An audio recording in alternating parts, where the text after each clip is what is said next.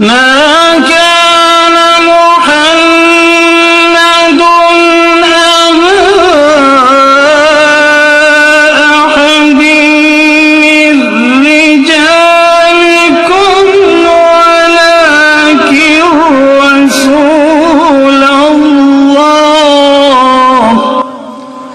ولكن رسول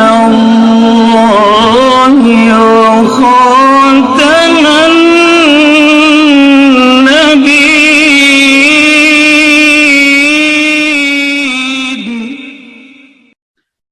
شروع کرتا ہوں اللہ رب العزت کے بابرکت نام سے جو بڑا ہی مہربان اور نہایت ہی رحم کرنے والا ہے.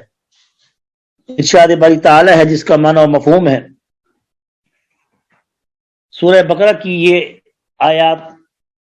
جو کہ 3 قوموں کے اعتبار سے یا 3 گروہوں کے اعتبار سے، ہدایت کے اعتبار سے انسانوں کے 3 گروہ ہیں. ایک مسلمان ہیں، ایک کافر ہیں اور ایک منافق ہیں.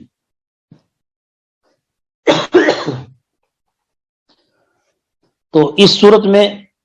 ان تینوں کا ذکر بالتفصیل پہلی 2 آیات میں، پہلی تقریباً 4 آیات میں اللہ رب العزت نے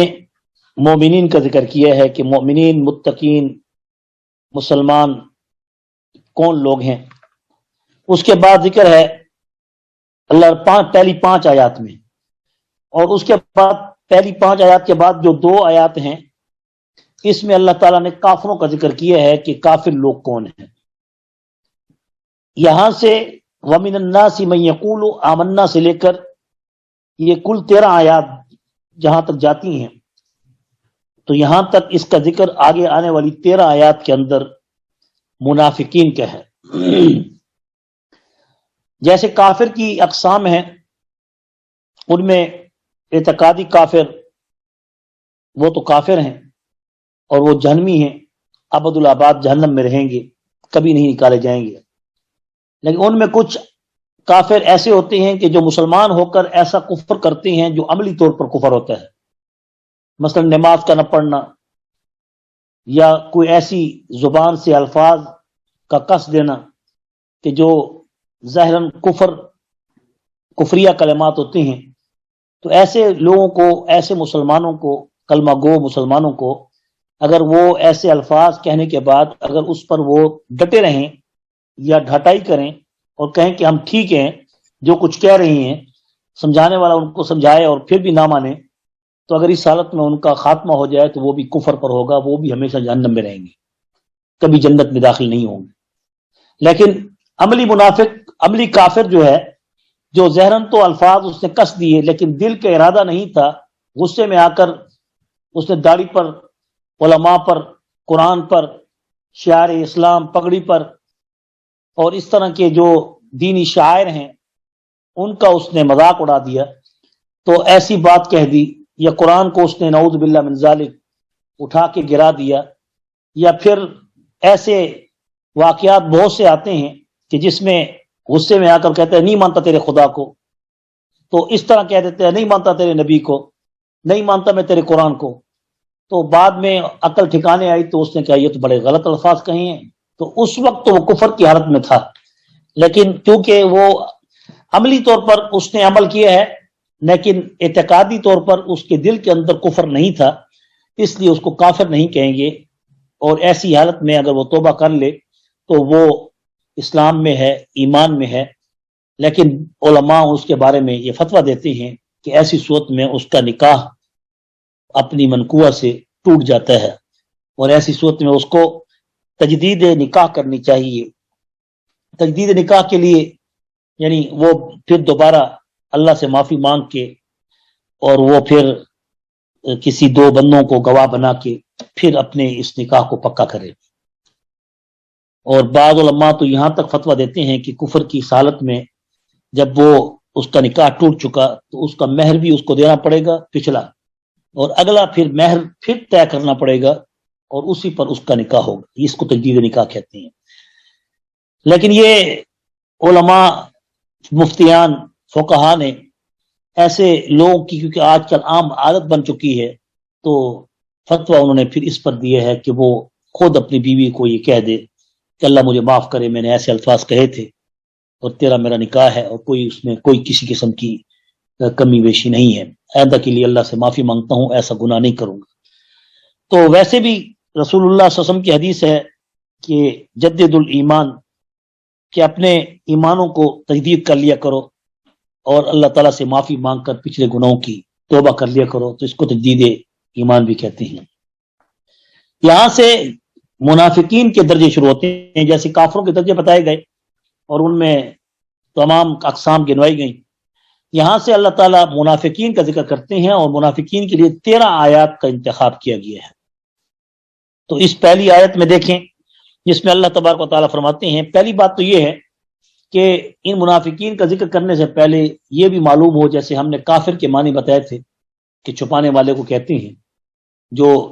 ظاہراً کسی چیز کو چھپا دے اس کو کافر کہتے ہیں،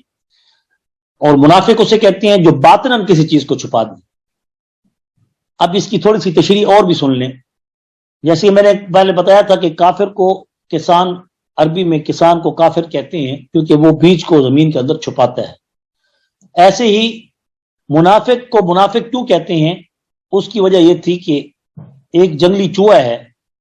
جس کو عربی میں کہتے ہیں نافقل یربو، اس کا نام ہے نافقل یربو، کہ جو جنگلی چوہے کا بل، نافق بل کو کہتے ہیں، اصل میں لفظی معنی اس کا کیا ہے، بل۔ جیسے نفق عربی میں، اب بھی سعودیہ میں بہت سے نفقات ہیں جو نفق ہوتے ہیں، وہ گہری جگہیں ہوتی تھیں، ان گہری جگہوں پر انہوں نے، یعنی وہ ایسی گہری جگہ کہ جس میں زمین اس کے اطراف میں اوپر ہو جاتی تھی اور درمیان میں چھپ جاتے تھے، تو اس لیے اس کو نفق کہتی ہیں، فلاں نفق، نفق فلاں، نفق فلاں، نفق فلاں، یہ اسی سے ہے، منافق کا لفظ نفق سے ہے۔ لیکن نفق جیسے کافر کا معنی چھپانا ہے اور اصطلاحی معنی اسلام کو چھپانا ہے، ایسے ہی نفق کا لفظی معنی جو ہے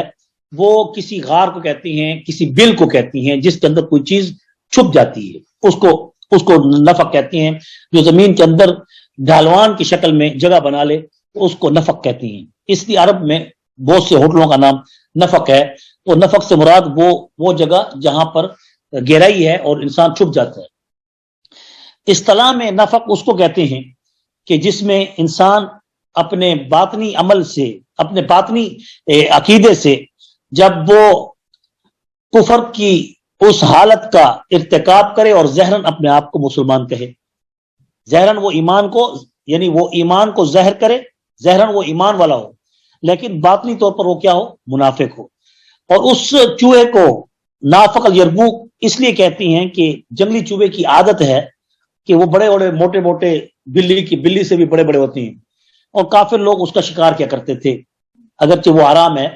حلال نہیں ہے جنگلی چوہا، تو اس کے شکار کے لیے شکاری جب آتا تھا تو وہ اپنے شکار کرنے والے کو دھوکہ دیتا تھا۔ یہ ایسا جانور ہے کہ یہ اپنے شکاری کو دھوکہ دیتا ہے۔ ایک غار سے وہ چھپتا ہے، اس نے بہت سی غاریں بنا رکھی ہوتی ہیں، یعنی کہ مختلف جگہوں پر، فاصلے پر۔ جب اس کا شکاری اس کا پیچھا کرتا ہے تو ایک غار سے وہ اندر جاتا ہے تو وہ شکاری یہ سمجھتا ہے کہ اس سے پھر دوبارہ وہ نکلے گا، اور وہ اس جگہ کو کھودتا ہے، آخر تک وہ جاتا ہے، لیکن اس کو وہاں پر وہ چوہا نظر نہیں آتا، بلکہ وہ اس نے دوسری غار سرنگ بنائی ہوتی ہے، جیسے کہ ہماری سرنگیں ہوتی ہیں، اس لیے اس کو پھر نفق کہتی ہیں، سرنگوں کو نفق کہتی ہیں۔ تو پھر وہ دوسری نفق میں جا کر وہاں سے نکل کے بھاگ جاتا ہے،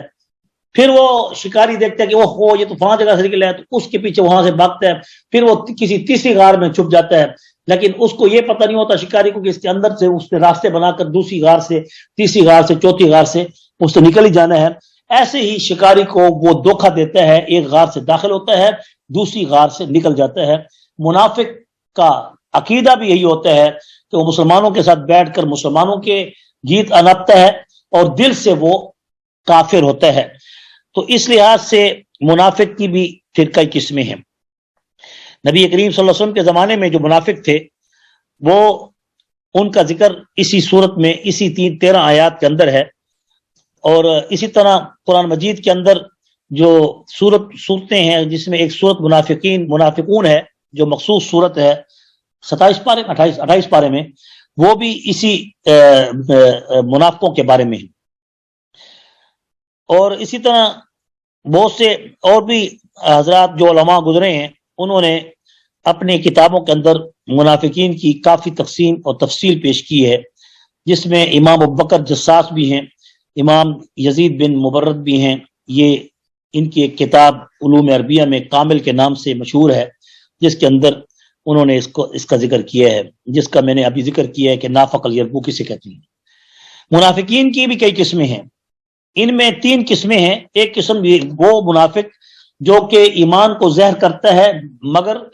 باطن میں وہ اس کو چھپاتا ہے، اور باطن کے اندر وہ کفر رکھتا ہے، یعنی یوں سمجھ لیں کہ ظاہراً ایمان رکھتا ہے لیکن حقیقتاً وہ کفر رکھتا ہے۔ یہ منافق حضور کے زمانے میں، ان میں سب سے بڑا جو رئیس المنافقین تھا، جو منافقین کا سردار تھا، اس میں عبداللہ بن ابی بن سلول تھا، اس کا بیٹا مسلمان تھا، جیسے اکرمہ ابو جہل کا بیٹا مسلمان تھا، جیسے خالد بن ولید کا والد کافر تھا اور اس کا بیٹا مسلمان تھا اور جنگجو تھا اور جرنیل تھا۔ ایسے ہی اکرمہ بھی ابو جہل کا بیٹا تھا لیکن رسول اللہ کا صحیح وفادار تھا، اور حضور صلی اللہ علیہ وسلم نے کئی دفعہ صحابہ کو بھی کہا کہ ابو جہل کو اس کے سامنے گالی مت دیا کریں، پھر بھی اس کا باپ ہے۔ اللہ اکبر، حضور صلی اللہ علیہ وسلم نے اتنا خیال کیا ہے۔ اور پھر عبداللہ بن ابی بن سلول، وہ منافقین کا سردار تھا، لیکن اس کے بیٹے عبداللہ نے، جو کہ ایمان قبول کیا تھا اور وہ وفادار تھا، سچا مسلمان تھا، سچا صحابی تھا، اس کے کہنے پر کہ یا رسول اللہ، شاید کہ آپ کے کرتے سے، آپ کی لب مبارک سے، آپ کے جنازے پڑھانے سے اور آپ کے زمین میں اتارنے سے، قبر میں دفنانے سے اس کو اللہ تعالیٰ معاف کر دے۔ لیکن اللہ تعالیٰ نے فوراً قرآن کی آیت نازل کی، وَلَا تُصَلِّ عَلَيْهِمْ وَلَا تُصَلِّ عَلَىٰ أَحَدٍ مِّنْهُمْ مَاتَ أَبَدًا وَلَا تَقُمْ عَلَىٰ قَبْرِهِ۔ اے نبی، جو کچھ کر دیا تو نے، اپنا احسان چکا دیا کہ اس نے حمزہ کا وہ کفن جب ان کو نہیں آتا تھا تو اس نے اس وقت اپنا کرتا اس کو پہنایا تھا، حضرت حمزہ کو، تو چلو آپ نے اس کا احسان دنیا میں اتار دیا، کیونکہ حضور نے فرمایا دنیا میں سب کے احسان اتار کے جاؤں گا، مگر ایک شخص ہے ابو بکر کہد صدیق رضی اللہ عنہ، جس کا بدلہ میرا رب روز قیامت اتارے گا۔ یہ ہے بس بات کہ اللہ تعالیٰ نے حضور کے احسانات اگر کسی کافر نے کیے ہیں یا کسی منافق نے بھی کیے ہیں تو اس کا احسان اللہ نے دنیا میں چکا دیا۔ یہاں تک کہ عبداللہ بن ابی بن سلول کو آپ صلی اللہ علیہ وسلم نے اپنا کرتا پہنا دیا اس کے بیٹے کے کہنے پر، مگر حقیقت یہ دیکھا جائے تو اس نے حمزہ کو اس وقت کرتا پہنایا تھا جس وقت ان کے کفن کا کرتا نہیں تھا، تو اس احسان کا بدلہ اللہ تعالیٰ نے رسول اللہ کو کہا کہ دنیا میں دے دو۔ اسی طرح حضور نے اس کے بیٹے کی دل داد رسی کرنے کی خاطر آپ نے اس کے کہنے پر جنازہ بھی پڑھا دیا، آپ نے اس کو پھر لب مبارک بھی اس کے منہ میں ڈال دی، اور آپ نے اس کو قبر کے اندر بھی خود لٹایا، مگر لٹانے کے بعد جب بہر آئے تو اللہ تعالیٰ نے قانون بنا کر بتا دیا کہ یہ وہ شخص ہے کہ جس کے بارے میں اے نبی اب تجھے اس کی قبر پہ بھی نہیں ٹھہرنا ہوگا، جبکہ حضور کھڑے تھے اس کی قبر پر۔ بس حضور کو کہا اب آپ کا احسان پورا ہو گیا، اب آپ عبداللہ کے کہنے پر آپ نے اس کو زمین میں دفنا دیا، اب اس کے بعد اب آپ کو حق نہیں کہ آپ اس کے لیے مغفرت کی دعا کریں۔ ابو طالب کے بارے میں بھی یہی تھا، لیکن ابو طالب کا بھی خاتمہ نہیں ہوا تھا، ابو طالب کی ابھی روح نہیں نکلی تھی، اس سے پہلے کا حکم تھا، پھر بعد کا حکم اللہ کے پاک پیغمبر صلی اللہ علیہ وسلم پر اس کی وفات کے بعد اتنا آیا کہ ابو طالب کو جہنم کی جوتیاں پہنائی جاتی ہیں اور یہ جہنم کا ادنا سے ادنا عذاب ہے۔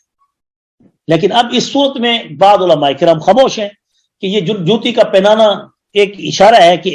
ایک وقت آئے گا کہ ان کی جوتی اتار دی جائے گی، کہ جس سے ان کا دماغ ابلتا ہے اس جہنم کی جوتی سے، لیکن ان کو جہنم میں نہیں ڈالا گیا۔ تو معلوم ایسے ہو رہا ہے کہ حدیث کی فصاحت یہ بتا رہی ہے کہ ابو طالب کے جو گناہ تھے یا وہ جو زہری کفر تھا لیکن باطنی ایمان قبول کر چکے تھے، تو ان کے اس زہری کفر پر ان کو قبر میں یعنی عالم برزخ میں جہنم کی جوتی پہنائی گئی ہے، یا روز قیامت جہنم کی جوتی ان کو پہنائی جائے گی اور پہنا کر ان کو عذاب کا مزہ چکھایا جائے گا۔ لیکن اس کے بعد کی صورتحال اللہ تعالیٰ ہی جانتے ہیں کہ حضرت عباس کی روایت جو مسلم سے متکلم فی ہے کہ میں نے اپنے کانوں کو ابو طالب کے ہونٹوں پہ رکھا تو وہ کلمہ پڑھ رہے تھے، ہو سکتا ہے ایک رتی ایمان والا بھی روز قیامت جہنم سے نکال کر جنت میں داخل ہو جائے۔ تو حضور کے اوپر اتنے احسانات کیے ہیں، اتنی خدمت کی ہے، جب تک ابو طالب زندہ رہے اس وقت تک کسی کافر نے آپ پہ ہاتھ نہیں اٹھایا، آپ کے سامنے آپ کو برا بھلا نہیں کہہ سکے۔ جب تک ابو طالب رہے، ابو طالب نے کہا تھا کہ میرے ہوتے ہوئے کوئی میرے بھتیجے پر انگلی نہیں اٹھا سکتا۔ ابو لہب کو تو اللہ تعالیٰ نے دنیا کے اندر ایک لونڈی اس نے حضور کی ولادت کی خوشی میں آزاد کی تھی، اور اس پر اس کو جہنم کی آگ اس دن اس کے اوپر ہٹا دی جاتی ہے، لیکن اس میں اور ان میں اور اب عبداللہ بن ابی بن سلول میں یہ زمین آسمان کا فرق ہے۔ ابو طالب کا خاتمہ پھر عطا عباس کی روایت پر موجود ہے، اور روز قیامت عطا عباس کی گواہی جو ہے اس کے حق میں قبول کی جا سکتی ہے، اور اللہ تعالیٰ رتی ایمان والے کو بھی جنت میں داخل کریں گے، تو عطا عباس کی گواہی کو ان کے حق میں کیسے قبول نہیں کریں گے؟ اس لیے دوسرا، عبداللہ بن ابی بن سلول کے بارے میں کوئی اور گواہ نہیں، بلکہ ساری دنیا یہ کہتی تھی کہ یہ کافر ہے، یہ منافق ہے، اور منافق بھی ایسے کہ حضور نے رئیس المنافقین کہا۔ اور اسی طرح ابو لہب کے بارے میں تو سب کو پتہ ہے کہ اس کا خاتمہ کفر پر ہوا ہے، اس نے مقابلہ کی ہے بات اصل میں خاتمے کی، کہ الایمان بالخواتین، کہ جب اللہ نے بھی یہ کہہ دیا ہے کہ ایمان کا دار و مدار خاتمے پر ہے، تو کسی کافر کو حتمی کافر بھی تم نہیں کہہ سکتے ذاتی طور پر کہ جہنمی ہے، کہ تم کسی کافر کو تم جہنمی ہو، کیوں؟ اس لیے کہ تم کافر ہو۔ کیا پتا کیا مرنے سے پہلے اس کو اللہ تعالیٰ کلمے کی دولت نصیب کر دے، جیسے یہودی کے بیٹے کو، کہ عین اس وقت جب کہ اس کی روح نکل رہی تھی اور وہ حضور کو دیکھتا تھا اور حضور اس کو دیکھتے تھے محبت کی نگاہ سے، لیکن وہ باپ کے ڈر سے کلمہ نہیں پڑھ رہا تھا، تو حضور نے اس کے باپ کی طرف اشارہ کرتے ہوئے کہا اسے اجازت دے دو، اب تو تجھ سے ویسے بھی چڑھ رہا ہے، جا رہا ہے، تجھے ایک کلمہ کہنے کی اسے اجازت دے دو۔ تو اس نے کہا اچھا میں اس کو اجازت دیتا ہوں، کہو جو کہتا ہے۔ تو اس کی زبان سے نکلا لا الہ الا اللہ محمد الرسول، سبحان اللہ۔ اس لیے ایمان کے بارے میں کسی کا فیصلہ ذاتی طور پر کسی کے حق میں صحیح نہیں ہے۔ میں تو بہت ہی ڈرتا ہوں اس معاملے میں کہ کسی کو کافر کہہ کر اس کو جہنمی سمجھوں۔ اپنے آپ کو میں ڈرتے ہوئے اللہ کے سامنے پیش کرتا ہوں کہ اللہ خاتمہ میرا ایمان پہ کرے، اور ہم سب کا، اور ہماری اولادوں کا، بیوی بچوں کا، ماں باپ کا، سب کا جب خاتمہ ہو تو ایمان پہ ہو۔ اصل بات ایمان، اصل بات جو ہے وہ خاتمے پر ہی پتہ چلے گی، کوئی دعویٰ نہیں کر سکتا۔ اللہ سے معافی ہے، بس توبہ کرتے رہیں، جو توبہ کرتا ہے کثرت سے اس کے لیے خیر و برکت کے دروازے کھل جاتے ہیں۔ تو رہا یہ کہ میں یہ بتا رہا تھا کہ عبداللہ بن ابی بن سلول کو آپ صلی اللہ علیہ وسلم نے دنیا کے اندر احسانات کا درجہ دے کر اس کو اللہ کے پاک پیغمبر صلی اللہ علیہ وسلم نے یعنی اپنا احسان چکا دیا۔ اب جب کہ آپ کھڑے تھے قبر پر تو اللہ نے فوراً قرآن کی آیت نازل کر دی، وَلَا تَقُمْ عَلَىٰ قَبْرِي، بات ختم ہو گئی۔ یہ واضح لفظ ہے کہ اے محبوب صلی اللہ علیہ وسلم اس کی قبر پر بھی مت کھڑا کر، اِنَّهُمْ كَفَرُوا بِاللَّهِ وَرَسُولِهِ، کہ یہ اللہ اور اس کے رسول کے ساتھ کفر کر چکا ہے۔ تو معلوم ہوا حتمی کفر کی تصدیق عبداللہ بن سلول کے بارے میں بعد میں کر دی گئی، جبکہ ابو طالب کے بارے میں بعد میں ایسی حتمی مہر کفر کی نہیں بتائی گئی۔ وہ پہلے کی وحیات واہی ہیں جو آپ صلی اللہ علیہ وسلم پر نازل کیے گئے، اور اسی طرح جو ہے ہمیں خاموشی کا حکم ہے کہ ہم ایسے معاملات میں اپنی زبان کو خاموش رکھیں۔ تو عبداللہ بن ابی بن سلول یہ رئیس المنافقین تھا، اور اسی طرح رسول اللہ صلی اللہ علیہ وسلم نے فرمایا کہ منافقین کی ان قسموں میں یہ پہلے نمبر پر یہ تھا، اور حضور صلی اللہ علیہ وسلم کی خدمت میں 80 سے زیادہ منافق آپ کے مجلس میں بیٹھا کرتے تھے، اور آپ نے صحابہ سے کہا کہ میں ان کے نام بھی جانتا ہوں، ان کے نسب بھی جانتا ہوں، ان کی شکلیں بھی مجھے بتا دی گئی ہیں۔ خالد بن ولید نے کہا یا رسول اللہ، عمر فاروق رضی اللہ تعالیٰ نے کہا یا رسول اللہ، پھر ہمیں بتاتے کیوں نہیں یا رسول اللہ کہ ہم ان کی گردنیں تن سے جدا کر دیں، اور ان کو سبق مل جائے کہ جو ہمارے اندر رہ کر ہمیں کتنا نقصان دے رہے ہیں یا رسول اللہ، اتنا تو نقصان ہمیں کافروں نے نہیں دیا جتنا نقصان کہ ہمیں منافقوں نے دے رکھا ہے، کہ ہمارے ہر راز کھل جاتے ہیں، ہماری ہر بات کھل جاتی ہے، اور ہم جیتی ہوئی جنگ پھر ہار جاتے ہیں، جیسے غزوہ احد، اس میں عبداللہ بن سلول کا کردار تھا۔ مختصر تو آپ نے کیا جواب دیا، کیا خوب جواب دیا آپ صلی اللہ علیہ وسلم نے امت کو سمجھانے کی خاطر، تاکہ امت کبھی بھی اپنی طرف سے کوئی فیصلہ نہ کرے جب تک کہ علماء، فقہاء، دین کو سمجھنے والے وہ جب تک فیصلہ اور رائے اس کے بارے میں فتویٰ نہ دیں۔ یہی وجہ تھی کہ حضور نے فرمایا میں کیسے ان کو قتل کرنے کا حکم کروں کہ میں نے مکہ چھوڑا اور پھر اس کے بعد ہم نے مکہ پہ چڑھائی کی، یعنی مکہ والوں سے ہم نے جنگ کی اور ان کو ہم نے مغلوب کر کے رکھ دیا، اب یہ کافر مکہ والے ہمیں یہ تانا دیں گے کہ اب مکہ والوں کی باری ختم، مدینہ والوں کی باری شروع ہو گئی ہے۔ یہ تو محمد کا شیوہ ہے کہ ایک کو مار کے دوسرے کو مارتا ہے، اس لیے جنہوں نے ہمارا استقبال کیا، جنہوں نے ہمیں عزت دی، جنہوں نے ہمیں اپنے کاروبار میں شریک کیا، جنہوں نے اپنی بیویوں کو طلاق دے کے آپ سے نکاح کرایا، جنہوں نے آپ کے ساتھ زندگی میں بھائی بندی کی، تو میں ان کی عزت اور ان کے اوپر انگلی کو ان کافروں کے اٹھانے سے باز آتے ہوئے اس لیے منع کرتا ہوں کہ منافق کو قتل مت کرو۔ آپ صلی اللہ علیہ وسلم نے منافقین کو اس وقت قتل کرنے سے منع کر دیا تاکہ کوئی یہ تانا نہ دے کہ حضور علیہ الصلوۃ والسلام نے اپنے جان نثاروں کو جنہوں نے آپ کے استقبال کیے اور آپ کو مدینہ میں پناہ دی، اب ان کی باری شروع ہو گئی۔ اس تانے سے بچنے کی خاطر حضور علیہ الصلوۃ والسلام نے ان کو قتل کرنے سے منع فرمایا، اور پھر فرمایا کہ کیونکہ منافق کا حال اللہ کے ساتھ ہے، اس لیے کہ ہو سکتا ہے کسی منافق کا نفاق وہ اعتقادی نہ ہو اور عملی ہو، تو ہم کیسے اس کو قتل کر دیں گے؟ اس لیے کہ منافق کی بھی 3 قسمیں ہیں، ایک اعتقادی منافق ہے، ایک منافق حتمی ہے، اور وہ منافق جو حتمی ہے اس کی تعریف علماء نے بڑی خوبصورت انداز سے کی ہے کہ پہلی قسم کا منافق وہ ہوتا ہے جو ظاہراً تو ایمان کو ظاہر کرے مگر باطن پکا کافر ہو، اور وہ دل میں بھی پکا انکار کرتا ہو کہ میں نہیں مانتا، آگے اس کا ذکر آ رہا ہے، لیکن زبان سے وہ مسلمانوں کو کیا کہے کہ میں مسلمان ہوں، ایمان والا ہوں، اور اس پر وہ مطمئن ہو، ڈٹا ہوا ہو، کبھی اس کے دل کے اندر یہ خیال نہ ہے کہ حضور حق پہ ہیں یا اللہ تعالیٰ ایک ہے، وحدہ لا شریک ہے، ایسا اس کے دل میں کبھی اطمینان نہ آئے، بلکہ اس کا اطمینان یہ ہو کہ اللہ اور اس کا رسول نعوذ باللہ من ذالک، ان کو میں نہیں مانتا، یہ حق پہ نہیں ہے، تو ایسا منافق حتمی کہلاتا ہے، اور یہ پہلی قسم ہے۔ دوسری قسم کون سی ہے؟ دوسری قسم وہ ہے جو ظاہراً تو اپنے آپ کو مسلمان کہتا ہے مگر باطنی طور پر وہ متذبذب ہوتا ہے۔ میں خود نہیں بتا رہا، اس کا ذکر قرآن میں موجود ہے، سورۃ توبہ کے اندر، جو قرآن کی آخری صورت ہے، جو آخری نازل ہونے والی صورت ہے، اور آخری آیت کون سی ہے؟ وہ دوسری ہے۔ وہ کون سی ہے؟ یاد ہے؟ ہاں بتاؤ آپ حافظین کرام۔ نہیں ہے یاد کسی کو، مجھے بھی بھولی ہوئی ہے، اللہ تعالی ہم سب کے حال پہ رحم فرمائے۔ وہ ہے وَإِنْ عَاقَبْتُمْ فَعَاقِبُوا بِمِثْلِ مَا عُوقِبْتُمْ بِهِ، اور وہ میرے ذہن سے نکل کے، چلو یاد آ جائے گی تو بتا دوں گا۔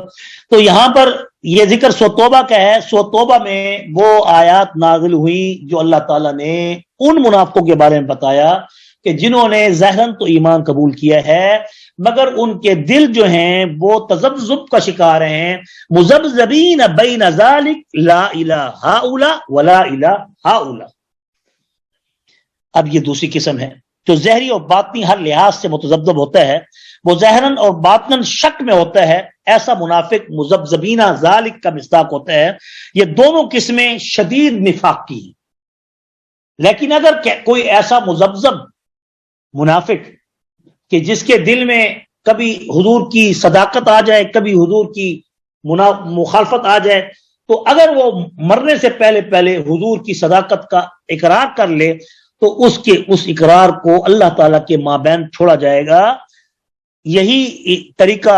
جو کہ فرعون کے بارے میں بتایا گیا تھا، وہ اللہ ہی پھر اس کا فیصلہ کریں گے، کیونکہ ظاہراً تو وہ کلمہ پڑھتا تھا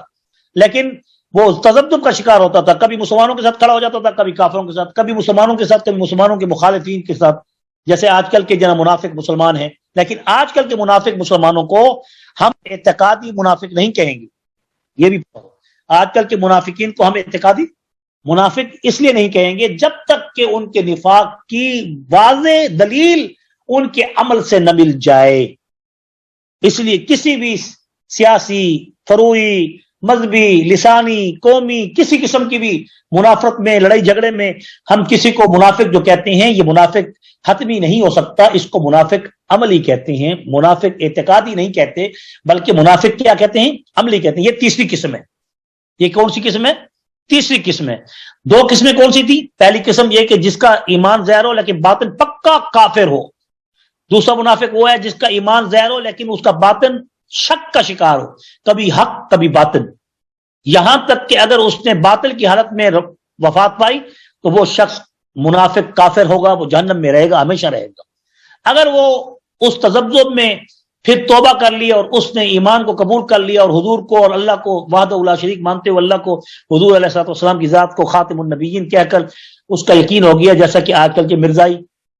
اور یہ مرزائیوں کے بارے میں حتمی فاصلہ ہے کہ یہ منافقین کی اعلیٰ درجے کی اس جماعت سے ہیں، اس لیے علماء کرام نے ان کو قتل کرنے سے منع فرمایا ہے، ورنہ مرتد کی سزا کیا ہے؟ قتل۔ مرتد کی سزا کیا ہے؟ قادیانی کو کیوں قتل نہیں کیا جاتا؟ اس وقت بھی علماء نے فتویٰ نہیں دیا، صرف مرزا قادیانی کو قتل کرنے کا حکم کیا گیا تھا، لیکن وہ ہاتھ میں نہیں آتا تھا، اس کی بڑی جنا سیکورٹی تھی انگریزوں کی طرف سے، ورنہ کوئی نہ کوئی علم الدین غازی یا جو ہے ممتاز قاضی بن کر اس کا کام تمام کر دیتا۔ کئی ایسے عاشق رسول پھرتے ہیں ہر زمانے میں، لیکن وہ قتل کیوں نہیں ہو سکا؟ اس کی بڑی سیکورٹی تھی،